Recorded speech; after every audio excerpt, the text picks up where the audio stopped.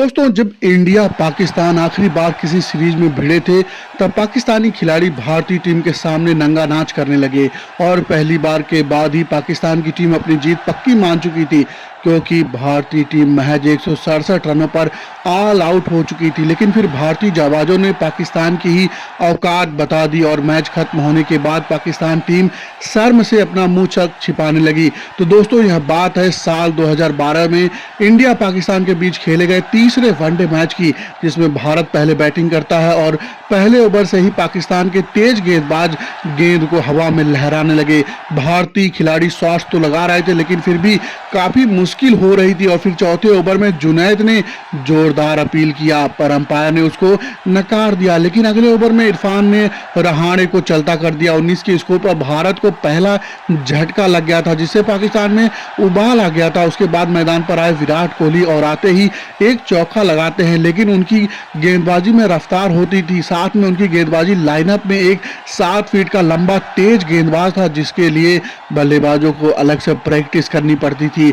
वहीं इरफान आज गंभीर और बाउंसर से परेशान कर रहा था। इतनी परेशानी के बावजूद भी भारतीय टीम के लिए अच्छी बात यह थी कि भारत ने अभी तक केवल एक ही विकेट गंवाया था, लेकिन फिर आखिरकार इरफान ने गंभीर को बाउंसर पर ही आउट करवा दिया। पाकिस्तान खेमे में जश्न का माहौल पैदा हो गया। दोस्तों, यह वही दौर था जब उनकी पहचान ही तेज गेंदबाजों से होती थी, क्योंकि जो काम आज से कुछ साल पहले वसीम बखार और शोएब अख्तर ने किया था, अब उसी काम को आगे बढ़ा रहे थे। इनके जाने के बाद युवराज सिंह मैदान पर आए और आते ही एक नहीं बल्कि 2 शानदार चौके लगाए।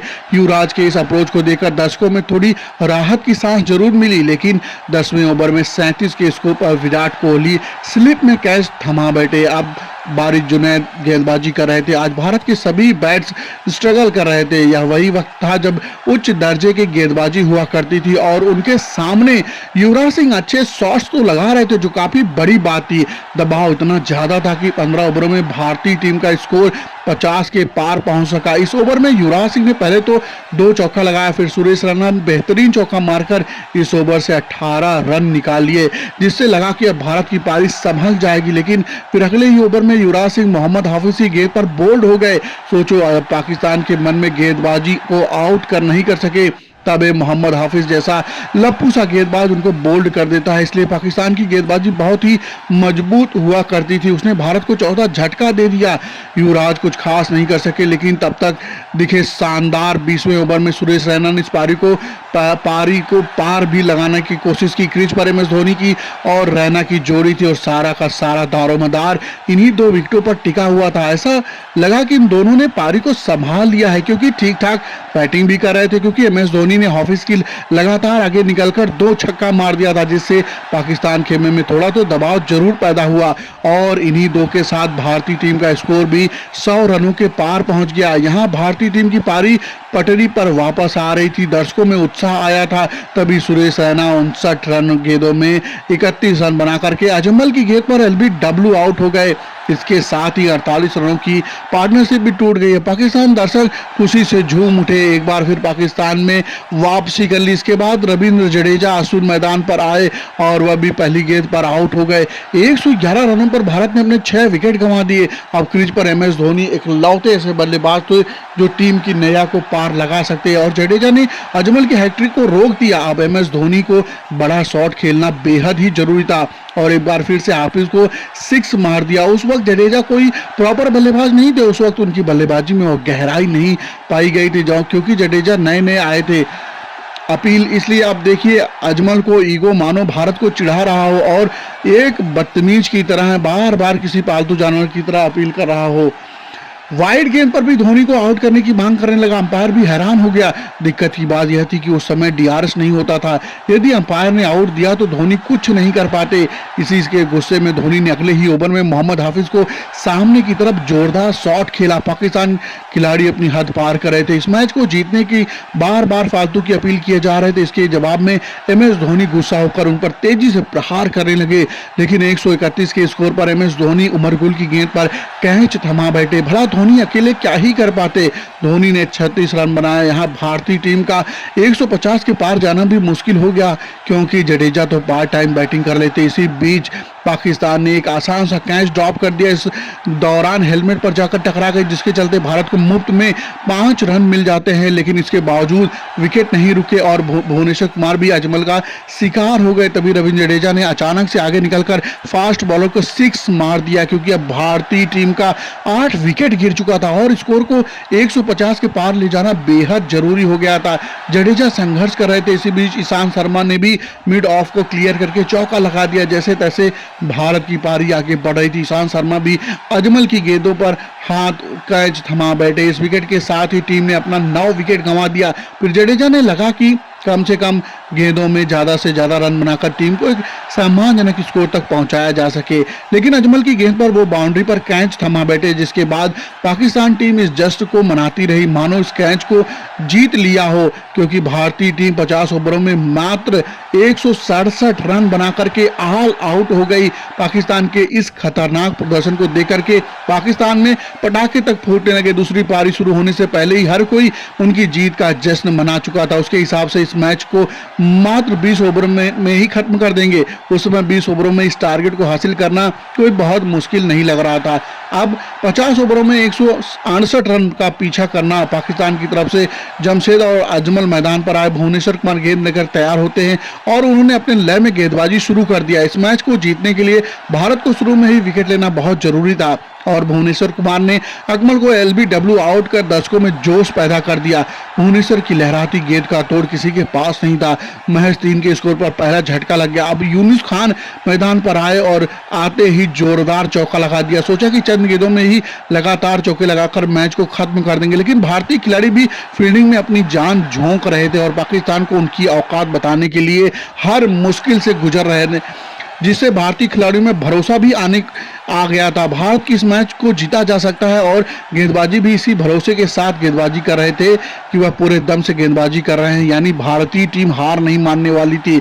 इतना तो साफ हो गया था और इन सब वजहों से पाकिस्तान पर दबाव इतना ज़्यादा आ गया था कि पाकिस्तान की टीम एक रनों की मोहताज हो गई। 5 ओवरों में पाकिस्तान का स्कोर महज 9 रन था। जिस तरह भारतीय खिलाड़ी फील्ड पर पाकिस्तान पर प्रेशर बनाए हुए थे, उसे देखकर सबको मजा आ रहा था। मैच कसा जा रहा था। मैच को देखने में दर्शकों में काफी जोश और उत्साह बढ़ता जा रहा था। क्या जुनून था, क्या मजा था भाई साहब, क्या ही बताऊं आपको। बहुत ही मजा था। उस वक्त विराट कोहली, सुरेश रैना, युवराज सिंह जैसे धुरंधर फील्डर होते थे जिनके पास से गेंद निकल नहीं पाती थी। इस वक्त पाकिस्तान पर लगातार दबाव बनता ही जा रहा था। फिर 7वें ओवर में भुवनेश्वर कुमार ने यूनुस की गिल्लियां उड़ा दी। भुवनेश्वर कुमार उस वक्त नए आए थे और पाकिस्तान के लिए पहेली बन गए थे और फिर इसी विकेट के साथ पूरे ग्राउंड में शोर मच गया, क्योंकि पाकिस्तान को इस मैच को 20 ओवर में जीतने का सपना धुंधला दिखाई देने लगा। सोचो, अगर इतने क्राउड के सामने पाकिस्तान टीम भारतीय टीम को इतनी बुरी तरह हराती तो भारत के लिए कितनी शर्मनाक बात होती। खैर, अब मैदान पर आए मिसबाउल हक और आते ही आउट होने से बाल बचे, क्योंकि गेंद सुरेश रैना के पास नहीं जा सकी। पाकिस्तान के हाथ पांव फूल रहे थे। भुवनेश्वर की लहराती गेंद उनकी रूह को कपा दे रही थी। लेकिन पाकिस्तान के लिए अच्छी बात यह थी कि उनकी एक छोटी सी पार्टनरशिप की जरूरत थी, क्योंकि टारगेट बेहद ही छोटा था।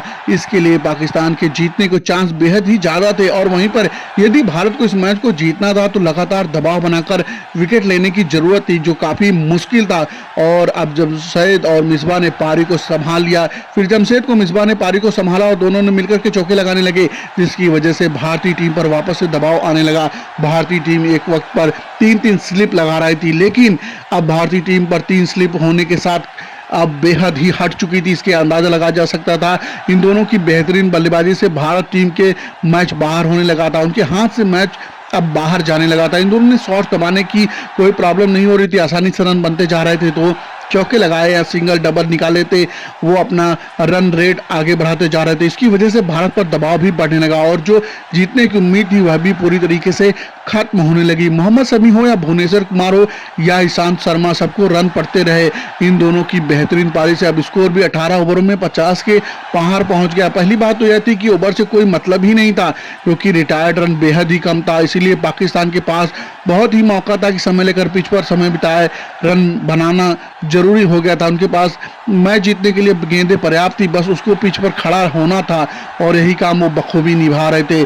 लेकिन वो लगा रहे थे इन दोनों की खतरनाक खतरनाक बैटिंग को देखकर जो भारतीय खिलाड़ियों में जोश पैदा हुआ, जो दर्शकों में जोश पैदा हुआ, वह अब सब जोश खत्म होने लगा, क्योंकि एक छोटा सा टारगेट ऊपर से इतनी बेहतरीन बल्लेबाजी कर अब भारत यहाँ कैसे वापसी कर सकता है। जोश कम होने लगा, खिलाड़ी एकदम उदास होने लगे, धोनी भी उदास हो गए, अश्विन भी रोने लगे।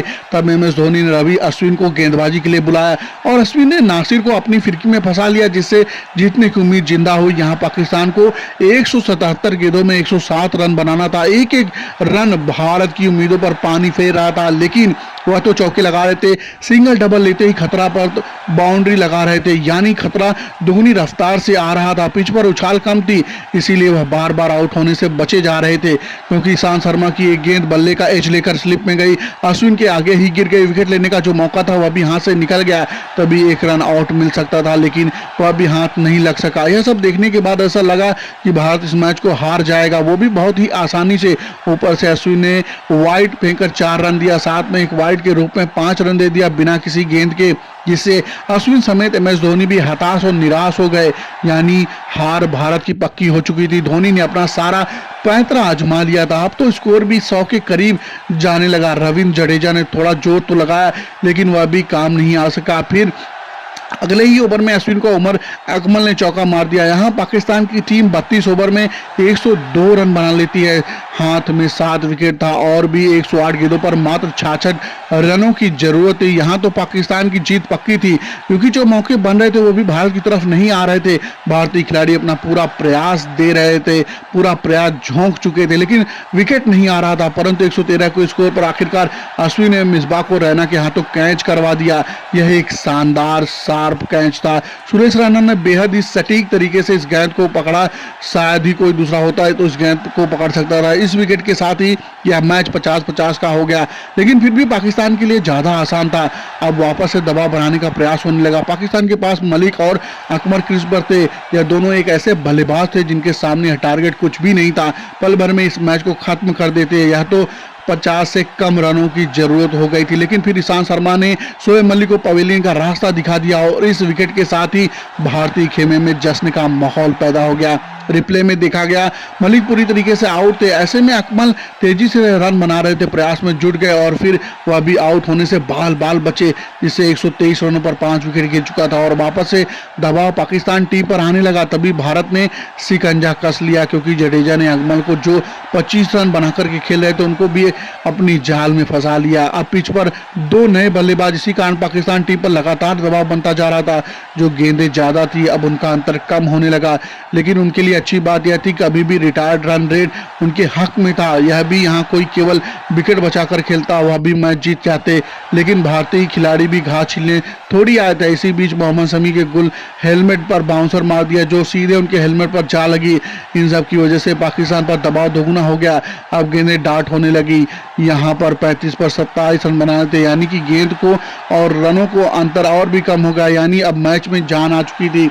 तभी उमर गुल बड़ा शॉट खेलने बाउंड्री पर कैच थमा बैठे। 144 रनों पर पाकिस्तान ने अपना 7वां विकेट भी गंवा दिया। इसके बाद मोहम्मद शमी ने अजमल को आउट कर भारतीय प्रशंसकों में उत्साह पैदा कर दिया, जिससे पाकिस्तान बौखला गया, क्योंकि अब वो हार की तरफ बढ़ने लगा था। उसी के दबाव में वो रन आउट भी हो गए, यानी अब पूरी तरीके से कुछ ही गेंद में यह मैच पूरी तरीके से भारत की तरफ मुड़ चुका था, क्योंकि पाकिस्तान को वो तो बेचारा बौखलाया हुआ था, उसको कुछ भी समझ में नहीं आ रहा था। जीता जीता है मैच भी, माल मोमेंटम कैसे बदल गया। यहाँ कैसे अब उन 16 गेंदों में 23 रन बनाने थे, जो काफी मुश्किल था, क्योंकि भारतीय गेंदबाज बेहद ही खूंखार तरीके से गेंदबाजी कर रहे थे। सुरेश रैना, युवराज सिंह, अजिंक्य रहाणे, विराट कोहली जैसे फील्डर थे, जो कि उनके सामने से गेंद निकल नहीं पाती और लगातार दबाव बढ़ता जा रहा था। और अब पाकिस्तान को 11 गेंद पर 22 रन बनाना था, लेकिन दिक्कत की बात यह थी कि मोहम्मद हाफिज आज बैट लेट करने आए थे और यही बात वो क्रीज पर थे और चौका मार देते हैं। इस चौके के साथ ही रनों का अंतर और भी कम होने लगा। तभी एक रन आउट का मौका ईशांत शर्मा ने गंवा दिया। एक आसान से रन आउट को मिस करने के बाद वह मैच और भी क्रिटिकल होने लगा। तभी हाफिज के विकेट के साथ ही भारतीय टीम ने इस मैच को जीत लेती है, क्योंकि यह बहुत ही बड़ी जीत थी। पाकिस्तान टीम भारत के सामने 167 रन नहीं बना पाई और भारत 10 रनों से इस मैच को जीत लेता है। भारतीय खिलाड़ी, दर्शक, फैंस खुशी से झूम उठे। यह जीत भारत के लिए एक यादगार और ऐतिहासिक हो गई। यही दिया आपको यह वीडियो पसंद आया तो वीडियो को एक लाइक करें और चैनल को सब्सक्राइब जरूर कर लीजिएगा। बहुत बहुत धन्यवाद। जय हिंद।